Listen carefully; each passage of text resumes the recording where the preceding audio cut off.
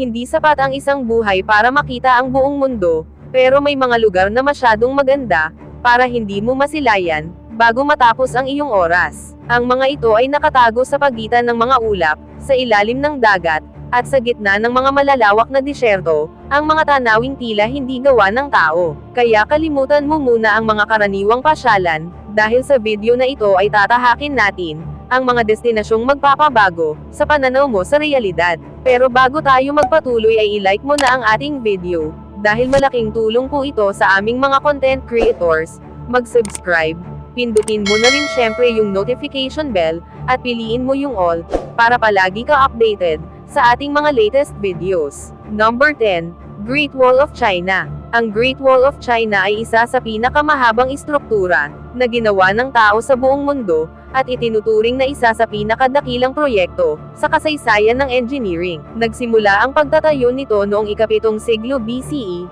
nang ang iba't ibang kaharian sa sinaunang China ay gumawa ng mga pader upang ipagtanggol ang kanilang teritoryo laban sa mga mananakop mula sa hilaga, lalo na ang mga nomadic na tribo, katulad ng Xiongnu. Nang magkaisa ang China, sa ilalim ni Emperor Qin Shi Huang noong 221 BCE, ipinag-utos niyang pagdugtungin at palawakin ang mga pader, upang makabuo ng isang mas malakas na depensa. Sa paglipas ng mga dinastiya, lalo na sa Han, Sui at Ming Dynasty, ay patuloy na pinalawak at pinatatag ang mga pader. Ang pinakanananatiling bahagi ngayon ay mula sa Ming Dynasty na gawa sa bato, brick at matibay na mortar. Kapag pinagsama ang lahat ng seksyon, ang kabuoang haba ng Great Wall ay humigit kumulang 21,176 na kilometro, na dumadaan sa mga bundok, disyerto, kapatagan, at ilog sa hilagang China. Hindi lamang simpleng pader ang Great Wall, kundi isa itong komplikadong sistema ng depensa, na may kasamang mga watchtower, signal tower, barracks at mga kuta, kung saan naninirahan at nagbabantay ang mga sundalo. Ginagamit ang mga tore upang magpadala ng mga signal, gamit ang usok sa araw at apoy sa gabi, upang mabilis na maipaalam ang paparating na banta sa ibang bahagi ng pader. Dahil sa laki at hirap ng konstruksyon, tinatayang daan-daang libong manggagawa, sundalo at bilanggo ang nagtrabaho rito, at marami sa kanila ang namatay dahil sa matinding kondisyon ng paggawa. Sa kasalukuyan, ang Great Wall ay isang UNESCO World Heritage Site, at isa sa pinakasikat na destinasyon ng mga turista sa mundo, na simbolo ng kasaysayan, lakas at determinasyon ng sinaunang sibilisasyon ng China. Madalas ding marinig ang pahayag na ito lang ang istrukturang gawa ng tao na makikita mula sa kalawakan. Ngunit ayon sa mga astronaut, hindi ito madaling makita mula sa space, gamit lamang ang mata. Number 9. Iguazu Falls. Ang Iguazu Falls ay isa sa pinakamalaki at pinakakahanga-hangang talon sa buong mundo, na matatagpuan sa hangganan ng Argentina at Brazil, sa kontinente ng South America. Nabuo ito sa Iguazu River, isang ilog na dumadaloy patungo sa Parana River. Ang kabuuang sistema ng talon ay binubuo ng humigit kumulang 275 magkakahiwalay na talon, na nakahanay sa kahabaan ng halos 2.7 kilometro. Ang taas ng mga talon ay umaabot sa 60 hanggang 82 metro, depende sa lokasyon. Ang pinakakilala at pinakamalaking bahagi nito ay tinatawag na Devil's Throat, isang hugis na bangin, kung saan bumabagsak ang napakalakas na agos ng tubig, na lumilikha ng makapal na ulap ng ambon, at malakas na dagandong ng tubig. Dahil sa dami ng tubig na bumabagsak, madalas makita ang mga bahaghari sa paligid ng talon, kapag tinatamaan ito ng sikat ng araw. Ang Iguazu Falls ay napapalibutan ng malawak na tropical rainforest,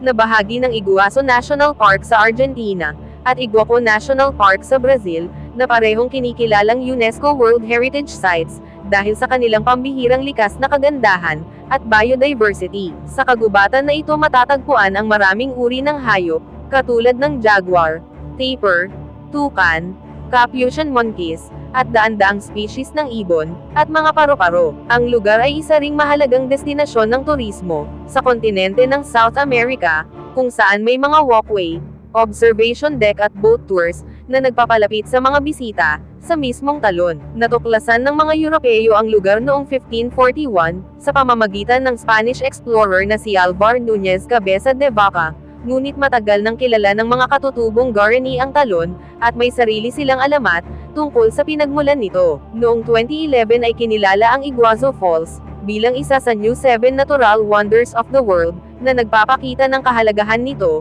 bilang isa sa pinakapambihirang likas na tanawin sa ating planeta. Number 8, Banawe Rice Terraces. Ang Banawe Rice Terraces ay isa sa pinakakilalang likas at kultural na yaman ng Pilipinas, na matatagpuan sa lalawigan ng Ifugao, sa hilagang bahagi ng Luzon. Tinatayang itinayo ang mga terrace na ito ng mga ninuno ng Ifugao, mahigit 2,000 taon na ang nakalipas, gamit lamang ang simpleng mga kagamitan at lakas ng tao. Ang mga palayan ay hinubog sa matatarik na bundok ng Cordillera Mountain Range, na parang hagdan-hagdan na umaakyat sa gilid ng mga bundok. Dahil sa kahanga-hangang disenyo at sinaunang pamamaraan ng paggawa, madalas itong tawagin na 8th Wonder of the World. Ang mga terrace ay pinapadaluyan ng tubig mula sa mga kagubatan sa itaas ng bundok sa pamamagitan ng sinaunang sistema ng irrigation canals at bamboo pipes, na hanggang ngayon ay ginagamit pa rin ng mga lokal na magsasaka upang mapanatili ang produksyon ng palay. Hindi lamang mahalaga ang Banawe Rice Terraces sa agrikultura,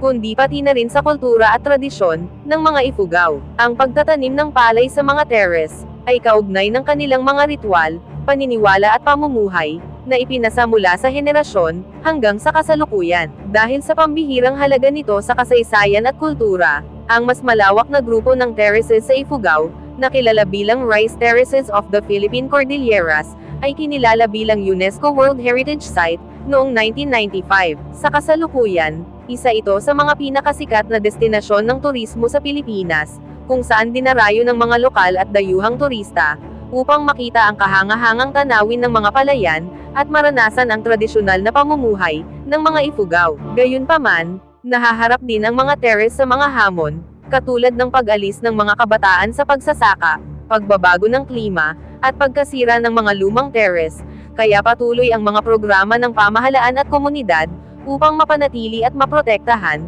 ang mahalagang pamanang ito. Number 7, Amalfi Coast. Ang Amalfi Coast ay isang sikat na baybaying rehiyon na matatagpuan sa timog ng Italy sa kahabaan ng Tyrrhenian Sea, sa lalawigan ng Salerno, sa rehiyon ng Campania. Kilala ito sa kahanga-hangang tanawin ng matatarik na bangin, makukulay na bahay na nakadikit sa gilid ng bundok, at malinaw na asul na dagat. Humigit kumulang 50 kilometro ang haba ng baybayin na ito, at binubuo ng ilang makasaysayang bayan katulad ng Amalfi, Positano, Revelo, Reno at Atreni. Ang Amalfi Coast ay may mahabang kasaysayan, dahil noong ika-9 hanggang ika-11 siglo, ang bayan ng Amalfi ay isa sa pinakamahalagang maritime republics ng Italia, at naging sentro ng kalakalan sa Mediterranean. Dahil sa natatanging kombinasyon ng natural na kagandahan, kasaysayan at arkitektura, kinilala ang Amalfi Coast bilang isang UNESCO World Heritage Site noong 1997. Bukod sa kasaysayan,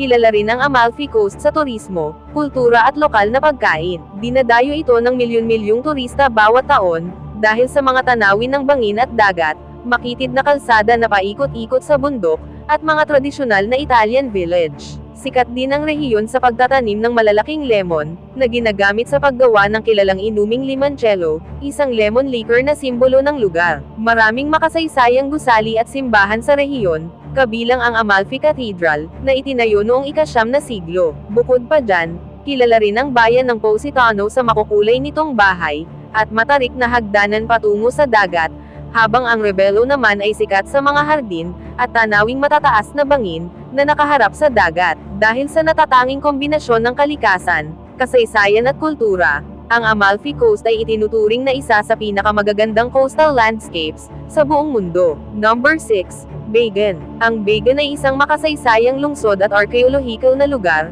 na matatagpuan sa gitnang bahagi ng Myanmar, sa pampang ng Irrawaddy River. Itinatag ito bilang kabisera ng Pagan Kingdom noong ika-9 na siglo, at naging sentro ng politika, relihiyon at kultura ng rehiyon, mula ika-11 hanggang ika-13 siglo. Sa panahong ito, itinayo ng mga hari, monghe at mamamayan ang libo-libong relihiyosong istruktura, bilang pagpapakita ng kanilang pananampalataya sa Buddhism. Tinatayang mayroong higit sa 10,000 templo, pagoda at monasteryo na itinayo noon, at mahigit 2,000 sa mga ito ang nananatili hanggang sa kasalukuyan. Ang mga templong ito ay gawa sa brick, at kadalasang may mga gininto ang stupa, detalyadong ukit at mga mural, na naglalarawan ng mga kwento mula sa buhay ni Buddha, at iba pang relihiyosong aral. Dahil sa lawak at kahalagahan nito, sa kasaysayan ng Timog Silangang Asya, kinilala ang Bagan bilang UNESCO World Heritage Site, noong 2019. Ang Bagan ay kilala rin sa kakaibang tanawin ng kapatagan,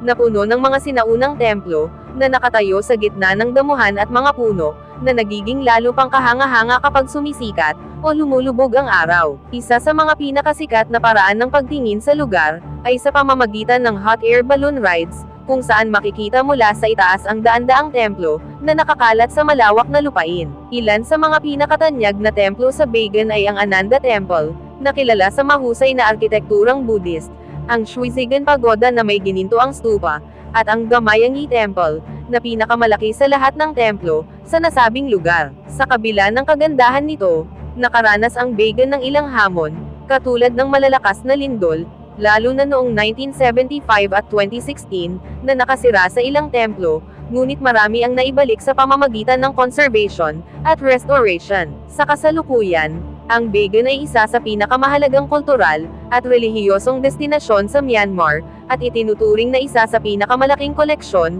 ng sinaunang Buddhist monuments sa mundo. Number 5. Victoria Falls. Ang Victoria Falls ay isa sa pinakamalaki, at pinakakahanga-hangang talon sa buong mundo, na matatagpuan sa hangganan ng Zambia at Zimbabwe, sa kontinente ng Afrika. Ang talon ay nabuo sa Zambezi River, isa sa pinakamahabang ilog sa Afrika. May lapad itong humigit kumulang 1,708 metro, at taas na mga 108 metro, kaya isa ito sa pinakamalawak na curtain of falling water, sa buong planeta. Dahil sa napakalakas na agos ng tubig, na bumabagsak sa bangin, lumilikha ito ng makapal na ulap ng ambon, na maaaring umabot ng daan-daang metro pataas, at makikita mula sa malayong distansya. Dahil dito, tinatawag ito ng mga katutubong Lozi at Tonga na Mozi o Otonya, na nangangahulugang the smoke that thunders, o usok na kumukulog. Natuklasan ito ng European explorer, na si David Livingstone noong 1855, at ipinangalan niya ang talon kay Queen Victoria,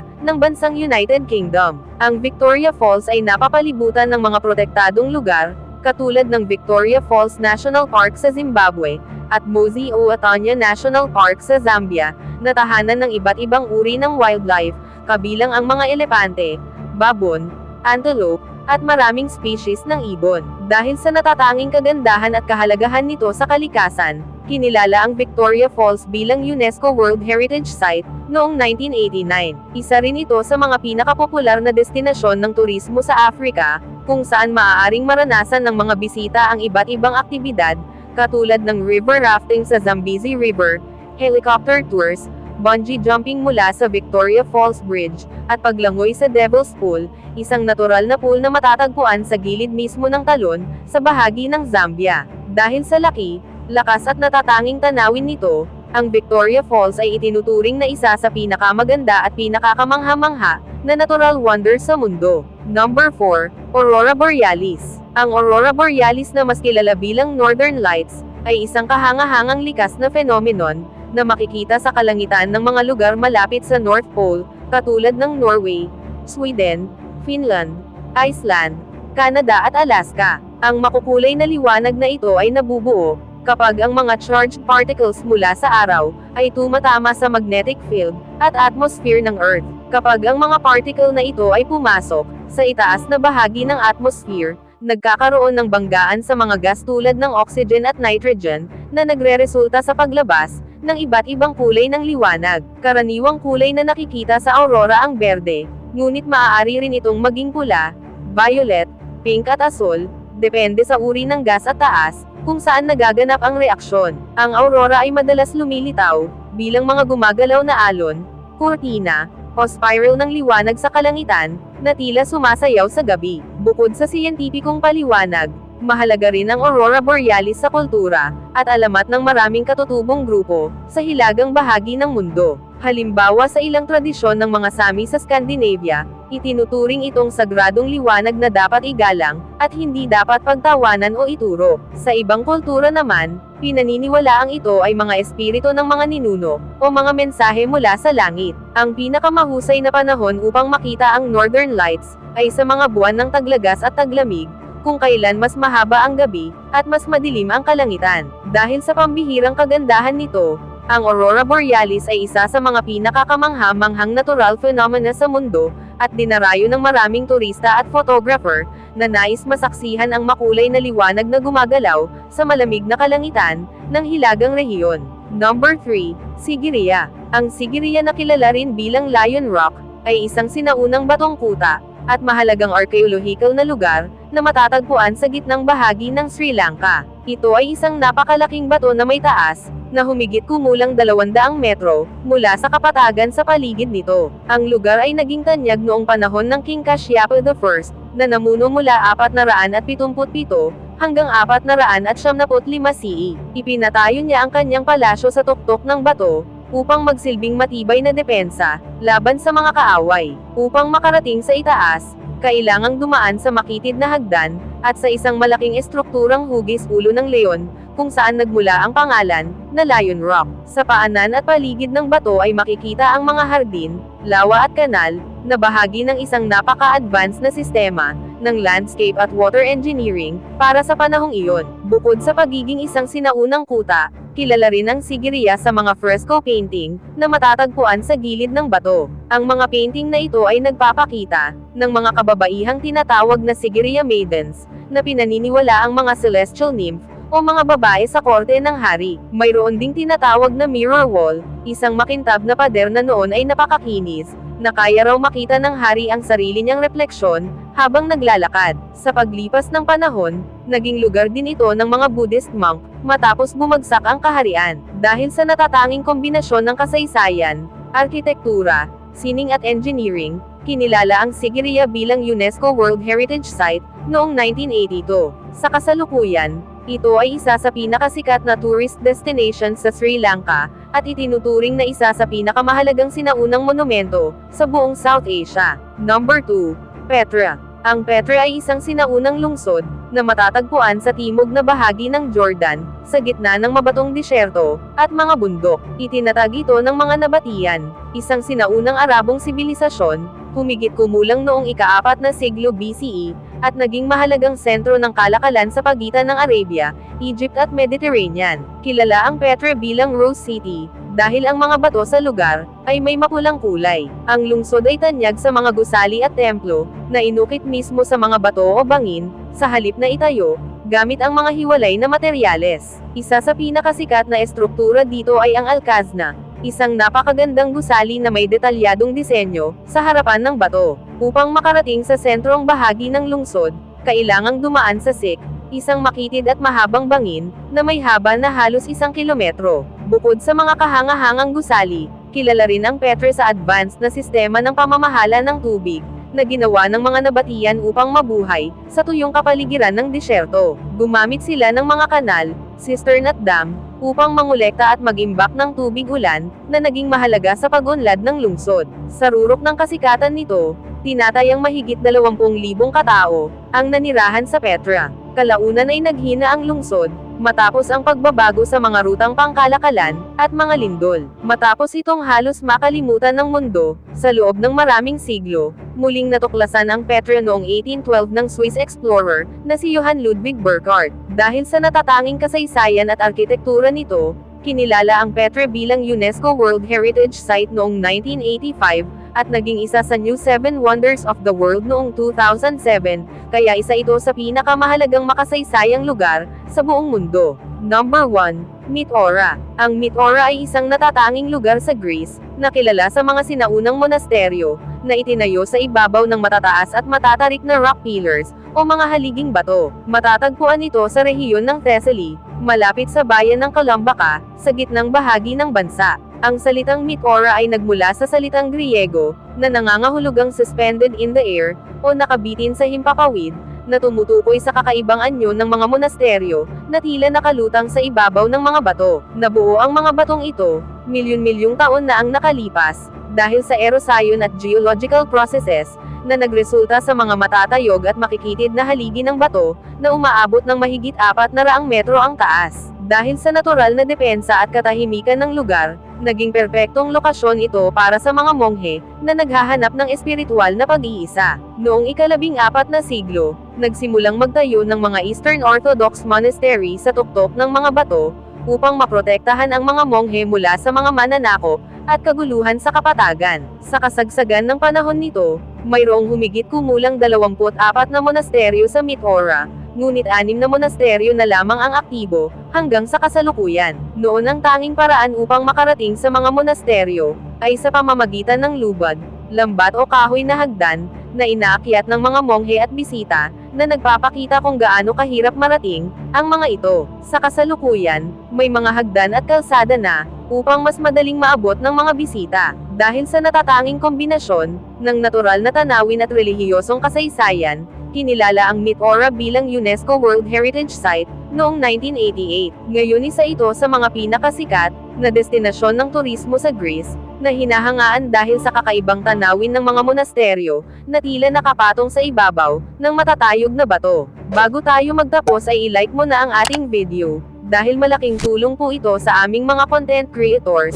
Mag-subscribe, pindutin mo na rin syempre yung notification bell, at piliin mo yung all, para palagi ka updated sa ating mga latest videos. Ang mundo ay isang malaking aklat, at kung hindi ka aalis sa iyong kinalalagyan, isang pahina lamang ang nababasa mo. Hindi lang ito tungkol sa pagkuha ng litrato, o pagpunta sa isang sikat na landmark, kundi ito ay tungkol sa pagpapatunay sa iyong sarili, na ang mundo ay mas malawak, kaysa sa iyong imahinasyon. Ang tanong na lang ngayon, ay kung kailan mo sisimulan ang iyong unang hakbang. Ikaw, alin sa mga UNESCO World Heritage Site na nasa ating listahan, ang talagang namangha ka, at gusto mo puntahan? Comment mo sa baba ng ating video, yung sagot o masasabi mo, para malaman din namin. See you on our next videos.